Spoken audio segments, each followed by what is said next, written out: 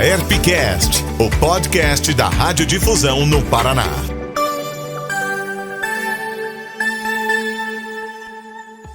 Olá, eu sou Juliana Sartori, seja muito bem-vindo, muito bem-vinda ao AERPcast, que está sempre com você nas novidades, conversas com especialistas e dicas para quem vive o rádio e a TV no país. No episódio desta semana, o papo é sobre uma conquista da radiodifusão brasileira. A Comissão de Constituição e Justiça da Câmara dos Deputados aprovou o projeto de lei que obriga a inserção e também a ativação do chip FM em todos os celulares fabricados e montados no Brasil. Caso não seja apresentado recurso, o projeto agora segue para análise do Senado Federal.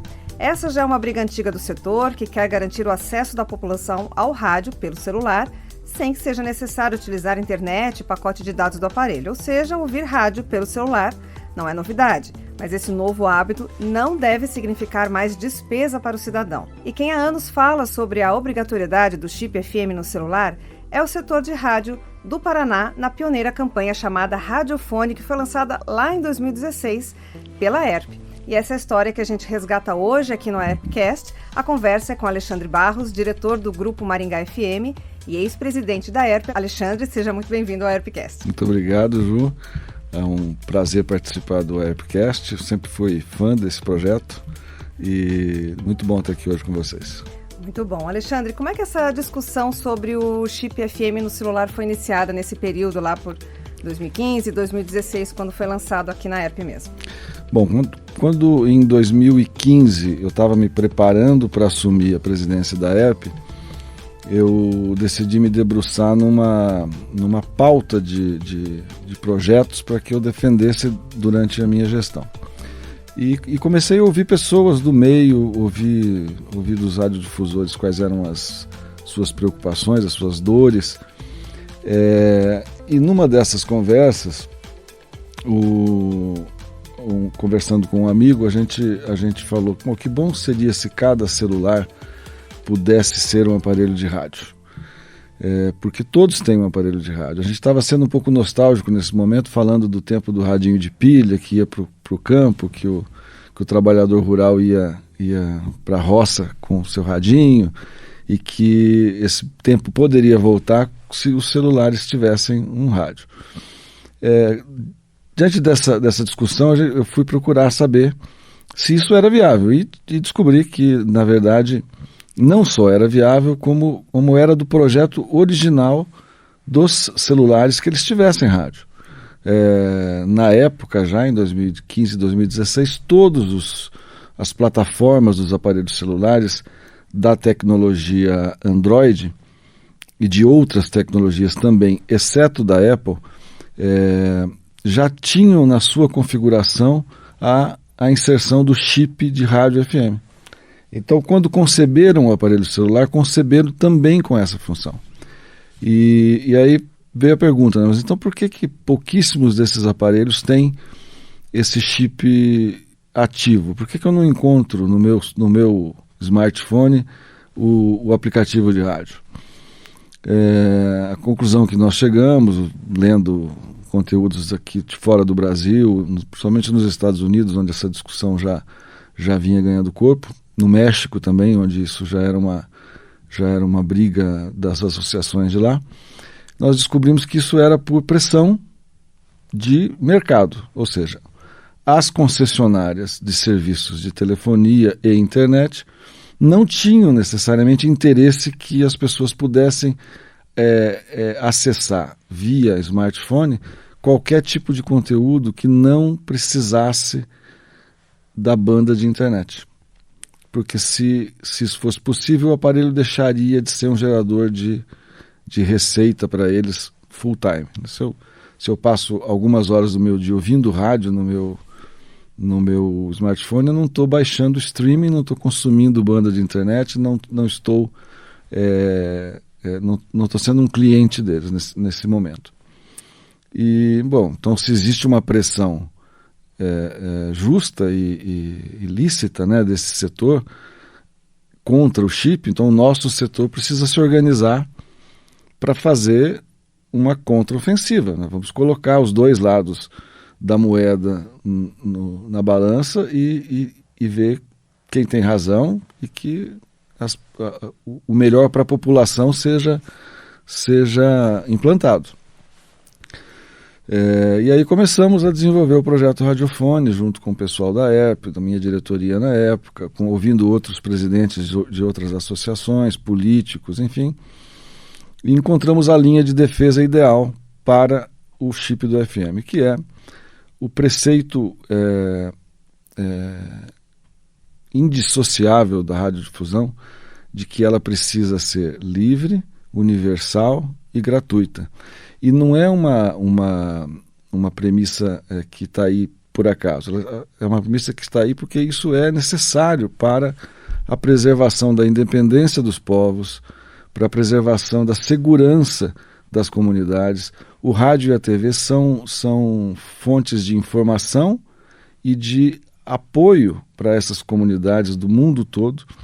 E por isso nós precisamos que todos tenham acesso facilitado à radiodifusão. Rádio e TV precisam estar presentes na vida do cidadão de todos os países, de todas as classes sociais, de uma maneira gratuita. Então, essa universalidade, essa gratuidade é que garantem ao cidadão, por exemplo, quando você tem uma tragédia, uma intempérie muito grande, uma nevasca muito grande, um furacão, um alagamento, alguma coisa que quebre a rotina normal de uma comunidade e que deixe as pessoas isoladas por falta de energia, faltando energia, consequentemente, você não tem internet. O que sobra para essas pessoas se informarem e buscarem socorro? O rádio e a TV. No caso de uma revolução em que um grupo armado, por exemplo, destrua as instalações de internet ou de telefonia de uma comunidade, como as pessoas dessas comunidades vão se comunicar com o mundo, saber o que está acontecendo?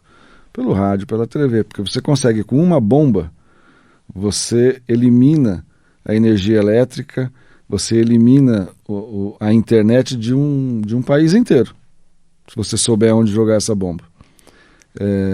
Agora, se você derrubar todas as antenas de rádio, você não consegue, né? Então, nós vimos isso agora na Ucrânia. Se não fosse o Elon Musk entrar em campo e disponibilizar gratuitamente a internet via satélite, que não depende das bases terrestres, né? Para o povo da Ucrânia, não para o povo, porque eles não têm como receber esse sinal, porque essa tecnologia não está presente lá. Mas ajudou o governo ucraniano a se manter conectado com o mundo e entre eles para poderem enfrentar a adversidade da guerra. Não fosse o Elon Musk, eles estariam completamente isolados do mundo e nós não estaríamos sabendo nada do que acontece na Ucrânia. Exatamente. Então, a internet é um elemento muito, muito bom para a finalidade de conectar as pessoas, mas ela é frágil. Ela pode ser muito facilmente desmontada. E, Alexandre, como é que foi que essa iniciativa, então, saiu daqui do Paraná e foi ganhando corpo nacional? Nós começamos a procurar, a primeira tentativa de dar visibilidade nacional foi procurando parcerias com as montadoras de celular, né? Então, se eu convencer a Samsung, a Microsoft, a Nokia, enfim, essas companhias a ativarem o chip, eu vou ter isso, essa realidade vai acontecer. Então, a gente criou toda uma argumentação numa campanha publicitária, que era o Radiofone, e começamos a expor para essas pessoas e para o público em geral. Na época, Curitiba tinha uma fábrica de celulares nacionais, chamava-se Quantum, ligado ao Grupo Positivo.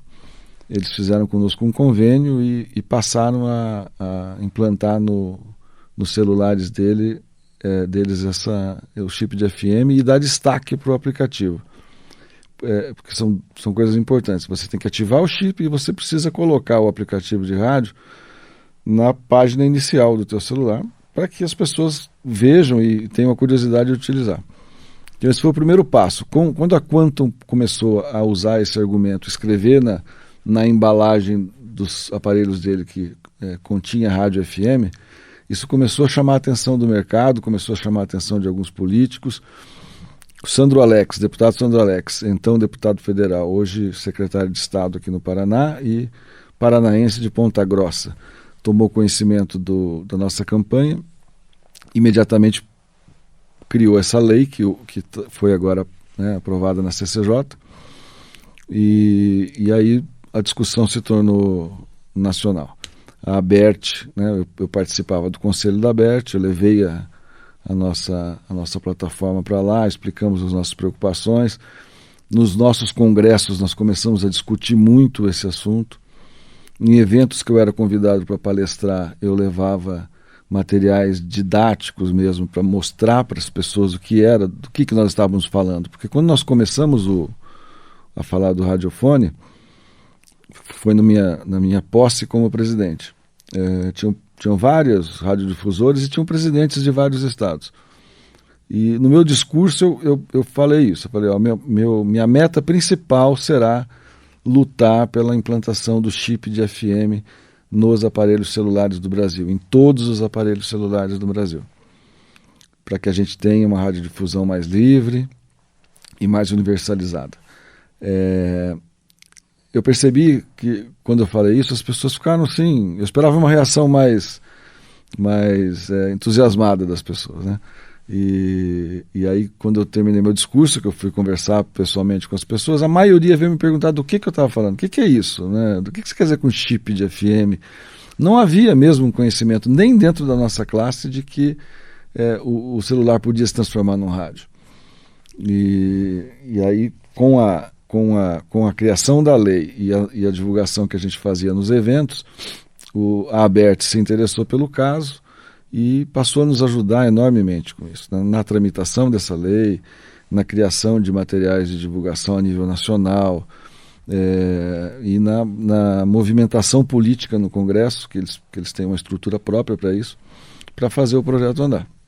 Tá certo. E garantir essa obrigatoriedade também não é, né, só uma questão de convencer pessoas, tem toda uma questão burocrática, técnica por trás de tudo isso, né? Tanto é que tem esse projeto de lei, que você comentou, teve uma iniciativa do próprio ministro das Comunicações também para acelerar, né, essa questão, e tem também a Anatel que precisa regulamentar tudo isso, né, para que possa funcionar nos aparelhos, né? Você está acompanhando também esse trâmite todo? Eu tenho acompanhado de longe, eu não estou mais na vida associativista, mas eu, como um entusiasta do assunto, eu estou sempre procurando me informar e ajudar no que for preciso.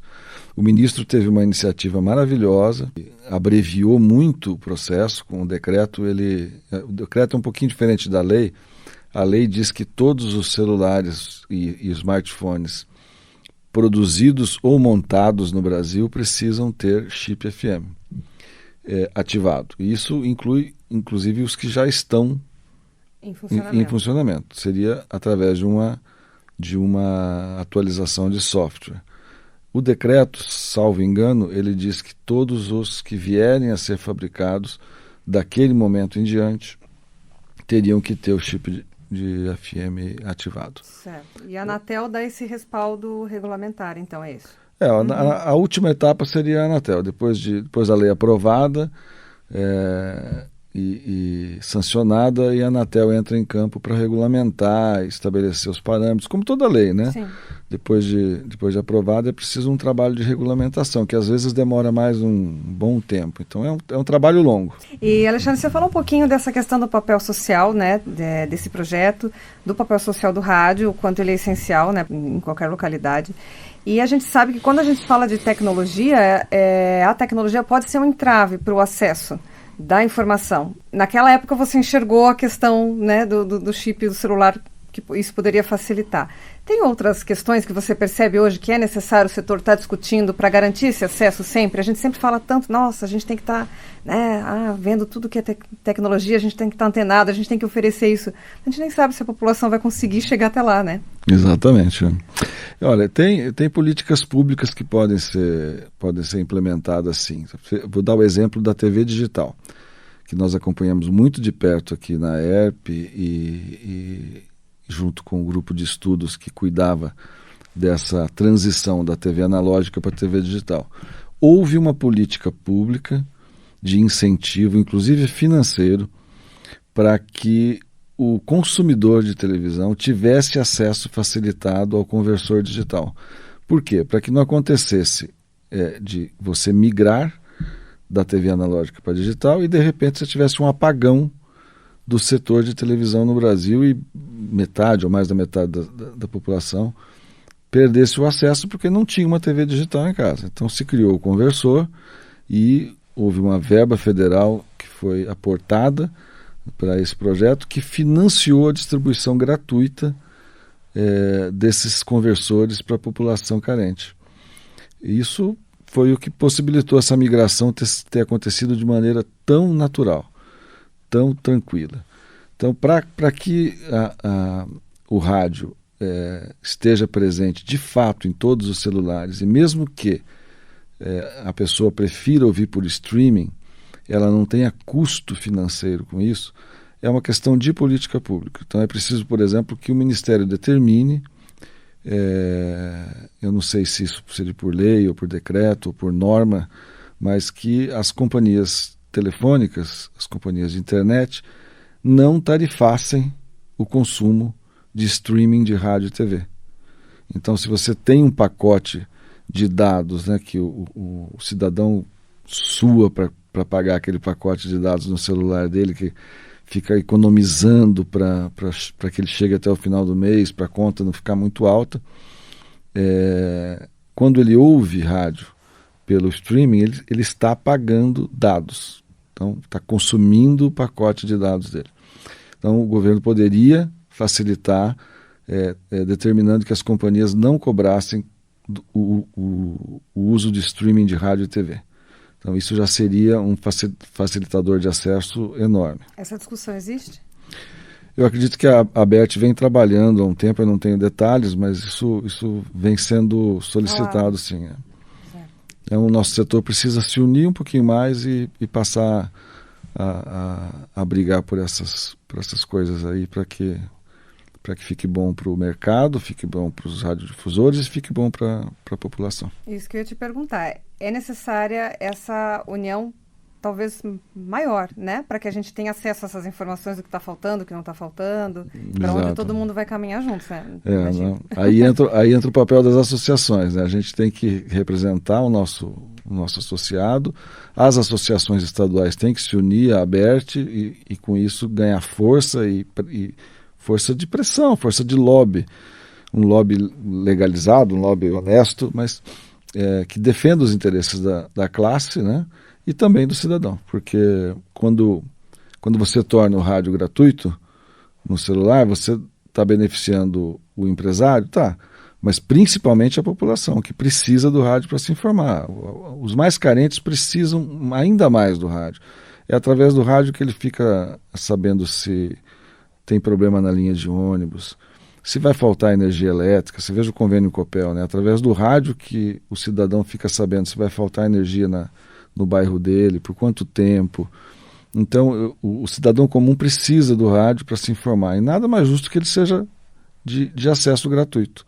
Não tem por que se cobrar streaming de dados de consumo de rádio e TV. Isso é um dificultador que não precisaria existir. Exatamente. E também o próprio acesso à tecnologia, o aparelho mesmo, né? A gente vê ele se sofisticando cada vez mais. A gente, né, acompanha a evolução dos aparelhos, acompanha a evolução está chegando 4G, 5G e betaverso, enfim, como é que isso tudo vai estar, né, na mão da população para que ela continue acessando tudo, né? Juliana, você pense bem, né? Cada G que eles colocam aí, cada númerozinho que eles colocam mais um do G. O preço vai aumentando, né? Claro. Você já deve ter visto reportagens na televisão e no rádio que dizem do custo elevadíssimo do 5G como tecnologia, né? Porque enquanto o 4G com uma antena ele cobre uma área de centenas de quarteirões de uma cidade, o 5G precisa de uma antena para cada quarteirão. A cada 100 metros você precisa instalar uma antena de 5G. Então imagine o que isso vai representar no custo dessa prestação de serviço. Então o 5G, quando vier, será uma tecnologia revolucionária, mas para poucos, porque ela será cara, principalmente no início da implantação dela. E isso vai tornar ainda mais caro para que você acesse serviços essenciais através da internet nos seus smartphones. Então nós precisamos realmente trabalhar para que o cidadão possa ter acesso a toda essa tecnologia nas suas necessidades essenciais, pelo menos, sem custo. E o rádio é uma necessidade essencial. Independente da tecnologia. Continuará, com toda certeza. Aquilo que nós falamos no nosso congresso, também lá em 2017, se não me engano, o rádio em todas as plataformas, né? Nós somos multiplataforma e estaremos presentes em todas as tecnologias. Isso é uma missão do rádio. Alexandre, muito obrigada pela tua participação. Obrigado a você, Ju. Rádio é tudo, com Daniel Stark. Chegou a hora da gente ficar bem informado sobre as notícias do meio rádio. Quem está sempre antenado é o jornalista especializado no tema, Daniel Stark. Seja muito bem-vindo novamente ao AERPcast. Olá, Juliana. Olá, ouvintes do AERPcast. Vamos de novo falar de rádio. Daniel, as opções de mídias para os carros aumentam, mas o rádio ainda continua com esse espaço garantido entre os ouvintes durante os seus trajetos diários. Esse é o cenário de um painel que foi discutido na NAB Show com dados de uma pesquisa de consumo de rádio no carro em países da América do Norte, da Europa e também na Oceania. Mas então, qual que é o desafio do meio nesse momento? Então, é manter esse espaço realmente, como posso te dizer, garantido, talvez, porque aumentou a oferta de mídia também nos mais diversos sistemas de infoentretenimento que estão nos veículos, né, acoplados nos veículos, e conforme os carros fiquem mais conectados, mais opções tem para o usuário. Porém, né, o rádio ele continua sendo muito requisitado pelos os interessados em adquirir um automóvel e aqueles que utilizam. Para se ter uma ideia, essa pesquisa mostrou que, por exemplo, na França, entre os países pesquisados, é onde você tem a maior parcela de utilização, né, do rádio entre todas as outras plataformas de mídia, que chega a ser 71% da divisão do total. E nos Estados Unidos, onde o rádio é muito forte, é 45%, só que lá a parcela de streaming, por exemplo, é a maior, streaming de rádio a gente fala, né? Não aqueles que executam música, etc. Então, assim, o rádio lá ele divide com outras formas de se ouvir rádio. E nos outros países, geralmente os europeus, esses números são acima de 60%. Então mostra que o rádio continua com uma larga vantagem em relação às outras plataformas de mídia, porém o desafio é sempre manter essa relevância e conforme a tecnologia avança, você precisa mostrar não só para as montadoras, mas para o público, né, o porquê o rádio é relevante, o que mais ele pode fazer por isso, como ele continua sendo atraente, né, para esse ambiente e o que mais chama atenção para que as pessoas desejam continuar tendo o rádio no carro, por exemplo, é a facilidade de ter acesso a esse conteúdo, ele ser de graça e a facilidade de ter acesso a esse conteúdo que está disponibilizado pelo rádio, fora também a variedade de formatos, né? Então, assim, é uma notícia muito positiva para o rádio, confirmando a força do AM, do FM, do digital, dependendo do país, né? E também mostra que a gente tem campo para crescer, porque, por exemplo, o streaming, no caso da França, onde o rádio via terrestre é praticamente hegemônico nos veículos, né, ele é só 4%, enquanto nos Estados Unidos ele já parte para 8%, então tem campo para crescer.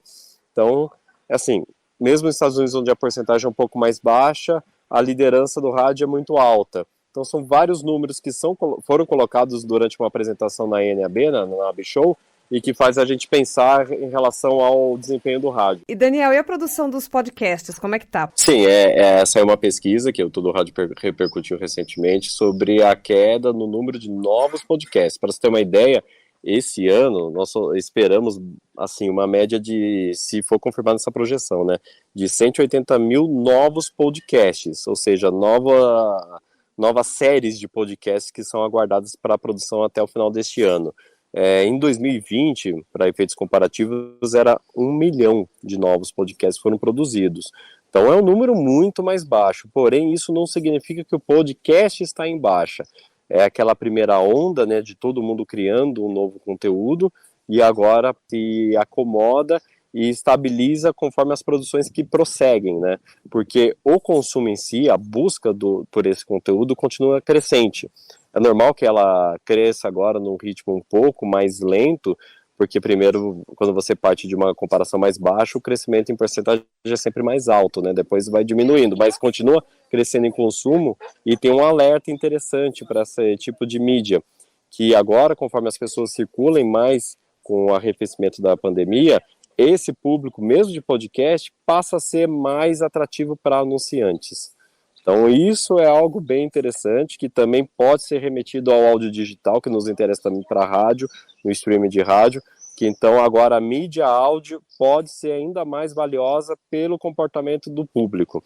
Então, assim, tem uma informação que primeiro a gente precisa interpretar, né, porque primeiro você olha, nossa, foi de 1 milhão de novos podcasts para 188 mil, o formato está em crise? Não, não está em crise. Ele está se acomodando às novas produções, o consumo continua em alta, e agora passa você até uma evolução, né, do que é de melhor qualidade, o que teve mais interesse por esse público, e de repente isso pode até ser mais interessante para o rádio ter um norte quando ele atua nessa parte de áudio digital. Tá ótimo. Daniel, muito obrigada aí pela colaboração. Semana que vem a gente conversa mais um pouco. Combinado, um abraço, até lá. Meu obrigada também a você que nos acompanhou em mais um episódio. A cada semana tem programa novo aqui no Spotify ou também no site da ERP para você, profissional do rádio e da televisão. A intenção é sempre trazer novidades, dicas de profissionais para compartilhar conhecimento e experiência. E se tem algum tema que você quer saber mais, mande aqui sua sugestão, que a gente aprende juntos aqui no AERPcast. Até mais! Você ouviu a AERPcast, uma produção da AERP, Associação das Emissoras de Radiodifusão do Paraná.